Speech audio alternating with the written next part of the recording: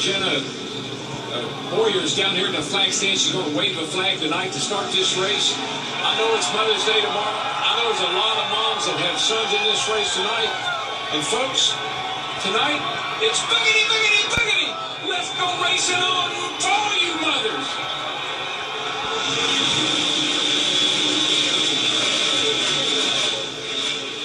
Harvick with a jump, McMurray to the bottom, takes him 3 wide into turn 1. That resolves itself. Danica got stuck in the middle, 3 wide out of 2. Keselowski got freight trained on both sides. Boy, Keselowski was in a lot of trouble right there. Cars going around on both sides of it. He was backing up fast to turn 3. Now, we'll mention that our cameramen usually stationed on the rooftop of the main grandstand. Due to that lightning threat, not yet allowed to return to their posts. So the robotic cameras around the speedway will take you through here as they go 3 wide for a ways. And that was 4 wide and almost 5 wide right here on this hard finish line. You can run down on the apron here on this racetrack. So when you see cars below the white line here, that's not out of bounds. But we're already starting to see some drivers work that second groove. I know Michael Waltrip and I were talking before our pre-race show. He felt strongly that they'll be up running against the wall maybe before this race is over. Yeah, that's why I'm glad that we haven't had any rain there, because those trucks last night put a distinctive black groove around this racetrack, and it's about a lane and a half high, so that outside is not that bad tonight. If you like your coverage low level, you're going to enjoy this. From wall level, from the onboards and below ground level, we'll give you these pictures. And now our cameramen are allowed back to the roof. They have been cleared to get back in position, and boy, we're glad to have them as we complete 3 laps under green. Kevin Harvick has led them all from Joey Logano, and a good gap back, a full second from Logano back to Carl Edwards in 3rd.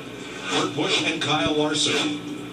Yeah, I think Kevin made a good decision. Kevin Harvick can afford to start on the outside. He said he saw that pay off last night here in the truck race, and so he used that same strategy tonight and got him the lead, and he's pulling around here pretty fast right now.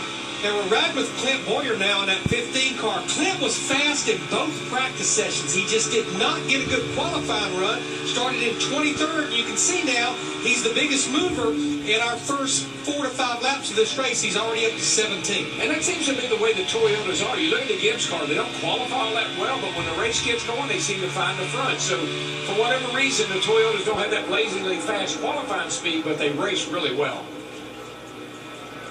Austin Dillon underneath Paul Menard, and Menard has been slipping back. He has lost now 6 positions, about to go 7 as Marcus Ambrose moves to the inside, and here comes Kyle Busch and Allmendinger behind him. But for that battle, the field is pretty much single filed out here, and they cover about half the length of 1 lap. 5th place, Tony Stewart, underneath Kyle Larson, and Stewart into the top 5. Well, I like what Tony Stewart and his crowd did.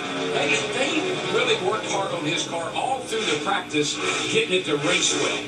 And then they bolted the tires and tape, and doggone if it didn't qualify well. They only made 1 little mock practice qualifying run at the end of that final practice. And whenever he qualifies in the top 10 as he did, you know he's going to be a factor in that race. Better look out. And I don't think it hurt any that his teammate, Kevin Harvick, set a new track record here in the process. Probably got some good information from that team.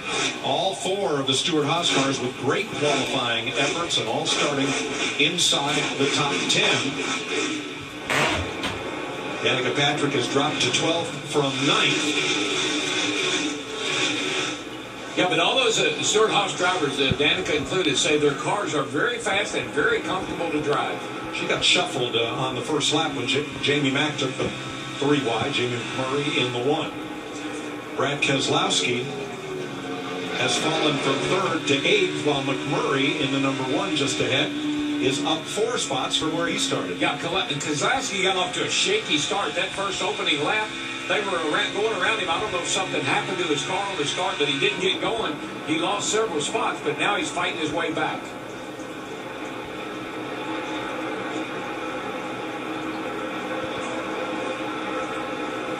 Another driver that's been on the move, to no surprise, he's been on the move all year long here in 2014, is Jeff Gordon. That 24 car started outside the top 10 in 13th, and now he has moved up to the 10th position in the top 10. And Mike, I think you were a part of it. How about celebrating the 20th anniversary this past week of that first Sprint Cup Series win of '88? Did it at the NASCAR Hall of Fame. Yes, with Marcus Smith at Charlotte Motor Speedway, and they made a great presentation to Jeff. They got hold of his gloves from that victory 20 years ago from the JGI office, made a nice collage with them. And I listened carefully to Jeff's presser, and never have I heard him in such a long time as confident and committed to trying to win this championship as he is right now. Well, you remember Dale Earnhardt Sr. gave him such a hard time because he was emotional. It was his first win, and he was crying in Victory Circle when he won that race. And Earnhardt wore that poor kid out all the way to the banquet. Yep. When he toasted him with a glass of milk. These two right here, they are racing each other hard. Dale Earnhardt Jr. in that 88 car just drives by the outside of Clint Boyer to 15. Dale Jr. takes that 16th spot away. Meanwhile, Tony Stewart's moved to 4th, passing his teammate Kurt Busch. The top 3 remain Harvick, Logano, and Edwards. You know, Larry, sometimes we talk about the 24 car, for instance, being good on the long run. We got a little battle going on here. But always talk about the car being good on the long run. And sometimes I think, well, maybe it's not the car. Maybe it's the driver that's good on the long run. Maybe he has to get comfortable and get in his rhythm. And so it kind of, the car and the driver complement each other. Well, I think that's definitely the case a lot of times when we talk about a race with Jeff Gordon in that 24 car. And look at how Gordon has caught this group and gotten very close up to the 42 of Kyle Larson. A couple of young fellas. I still think Gordon's a young fella. He's 42. To me, that's young. But 2 young fellas who cut their teeth on open wheel. Might think out on the outside is young.